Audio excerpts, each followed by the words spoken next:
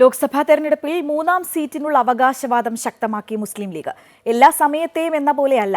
സാദിഖ് അലി തങ്ങൾ വിദേശത്ത് നിന്ന് മടങ്ങിയെത്തിയാൽ പാർട്ടി യോഗം ചേർന്ന് മൂന്നാം സീറ്റിനായുള്ള ആവശ്യം ഔദ്യോഗികമായി മുന്നണിയെ അറിയിക്കുമെന്ന് പി കെ കുഞ്ഞാലിക്കുട്ടി വ്യക്തമാക്കി.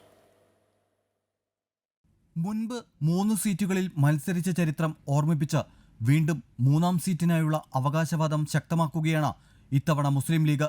1957ലും 1962ലും 3 ലോക്സഭാ സീറ്റുകളിലാണ് മുസ്ലിം ലീഗ് മത്സരിച്ചത്. മുന്നണി സംവിധാനമില്ലാത്തതുകൊണ്ട് തന്നെ ലീഗ് തനിച്ചായിരുന്നു അന്ന് മത്സരിച്ചത്. 1989ൽ UDF സംവിധാനത്തിന്റെ ഭാഗമായി തന്നെ മുസ്ലിം ലീഗ് കാസർഗോഡ് ലോക്സഭാ മണ്ഡലത്തിൽ മൂന്നാമത്തെ സ്ഥാനാർത്ഥിയെ പ്രഖ്യാപിച്ചു. AP അബ്ദുള്ളയായിരുന്നു ലീഗ് സ്ഥാനാർത്ഥി. എന്നാൽ മുന്നണിക്കുള്ളിലെ തർക്കങ്ങൾക്കൊടുവിൽ അവസാന നിമിഷം കാസർകോട്ടെ ലീഗ് സ്ഥാനാർത്ഥിയെ പിൻവലിക്കേണ്ടിയും വന്നു. പിന്നീട് UDF സംവിധാനത്തിന്റെ ഭാഗമായി 3 മുസ്ലിം ലീഗ് സ്ഥാനാർത്ഥികൾക്ക് കേരളത്തിൽ നിന്ന് പാർലമെന്റിലേക്ക് മത്സരിക്കാൻ അവസരം ലഭിച്ചിട്ടില്ല. മത്സരിക്കുന്ന മണ്ഡലങ്ങളുടെ എണ്ണവും ജയിക്കുന്ന സീറ്റും തമ്മിലുള്ള അനുപാതം പരിശോധിച്ചാൽ ലീഗിന് ഇനിയും കൂടുതൽ അവകാശവാദത്തിന് അർഹതയുണ്ടെന്നാണ് നേതൃത്വത്തിന്റെ വിശ്വാസം.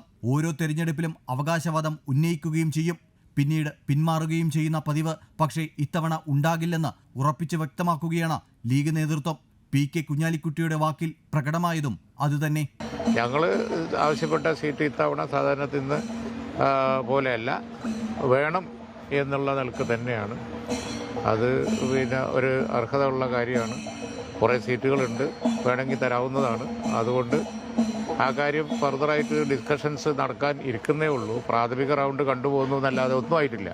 UDFൽ നിന്ന് കേരള കോൺഗ്രസ് M കൂടി പോയ ഘട്ടത്തിൽ മുന്നണി വീതം വെപ്പിൽ ലീഗിന്റെ ആവശ്യത്തിന് പ്രസക്തിയേറും എന്നതും നേതൃത്വം ഉറച്ചു വിശ്വസിക്കുന്നു.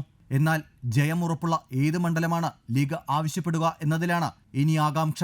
മലപ്പുറത്തുനിന്ന് TK അരവിന്ദിനോടൊപ്പം ശ്യാം K വാര്യർ, അമൃത ന്യൂസ്.